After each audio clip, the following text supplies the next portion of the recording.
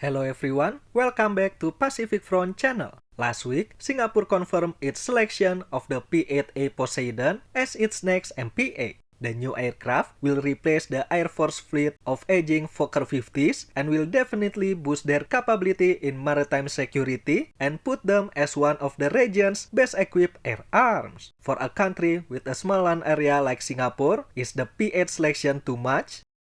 The acquisition of 4 P-8s is part of Singapore's long-term plan to boost its maritime security capabilities. Back in March, Singapore's MOD announced plans to replace the current fleet of 5 Fokker 50s that have been in service since 1993. With a dwindling pool of users, the Fokker has become increasingly hard to sustain, and there are big questions about the availability of support, including spares. One notable feature of this MPA is its ability to launch the Harpoon. However, it lacks a meaningful anti-submarine warfare capability. Two candidates were being considered as the replacement. Besides the P-8, Airbus C295 is also being evaluated. And before that, Singapore also looked at the option of buying ex-US Navy P-3 Orion. The P-8 is based on the Boeing 737-800, but with several modifications to make it suitable for its military role. Many of the changes reflect the need for the aircraft to operate at lower altitudes and be capable of more aggressive maneuvering than a commercial aircraft. But the changes were kept in line with the existing assembly process, so it doesn't disrupt the production of the commercial models. A structural strength is added to the airframe, and small bomb bay for torpedoes and other stores is added behind the wing. While the fuselage is based on the 800 variant, the wing is actually from the 900 model because its reinforced structure is designed to handle higher maximum takeoff weight. It uses rack wingtips instead of the blended winglets like in the commercial models. Both wingtip devices are designed to improve aircraft's aerodynamic efficiency by reducing induced drag, but they achieve this goal in different ways. Despite the increased wingspan, rack wingtips are often considered more efficient, especially for high-speed and long-range missions. That's why it's commonly found on long-range type like the 777, 787, and 747-8. The P-8A has 5 operator stations mounted sideways along the port sides of the cabin. But unlike its predecessor, the P-3, it's not equipped with a magnetic anomaly detector. Instead, it has a hydrocarbon sensor that detects fuel vapors from diesel submarines and ships. For Singapore, the P-8 will undoubtedly bring advantages over the Fokker 50. Compared to the twin-turboprop Fokker 50 and the C295 MPA, the P-8 has a bigger airframe, a larger crew, and plentiful space for future upgrades. Its performance advantage means more range, higher operating altitude, faster transit to the operating area, and more time on station once there.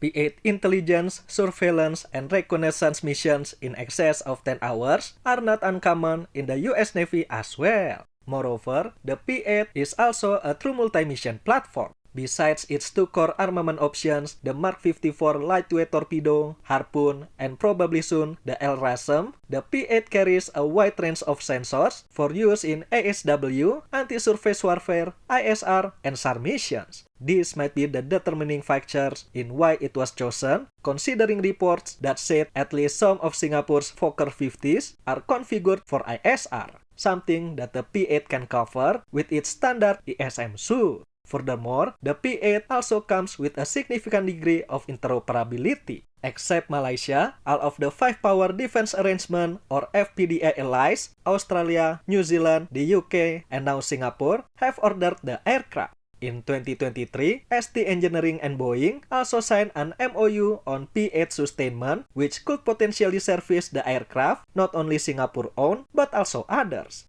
Now, some of you might ask if the P-8 selection is too much or rather overkill for Singapore's territory. From what I see, it's the only reasonable option for a country whose survival is inseparably linked to the freedom and security of the seas like Singapore. Singapore's small land area is kinda deceptive in my opinion because as a major global port and a hub for international trade, Singapore's economic survival depends deeply on the security of key maritime choke points like the Malacca Strait and the South China Sea. Therefore, Singapore's maritime interests extend to these bodies of water as well. The P-8 will be most relevant in the context of rising tension in the South China Sea as China makes increasingly forceful moves to assert its claim in the region. Singapore doesn't make any claim to any portion of the South China Sea, has good relations with China, and has repeatedly called for a resolution to the disputes through regional and international organizations. But when the sea route is also threatened, the P-8 could be tasked with keeping tabs on warships and submarines operating in the area and disturbing the flow of goods. The region is also experiencing an increase in submarine numbers, with some navies acquiring or in the process of acquiring new submarines. In an era of advanced and stealthier submarines, both manned and unmanned, the P-8's sophisticated sensors could provide a qualitative edge in detecting, tracking, and even engaging undersea threats.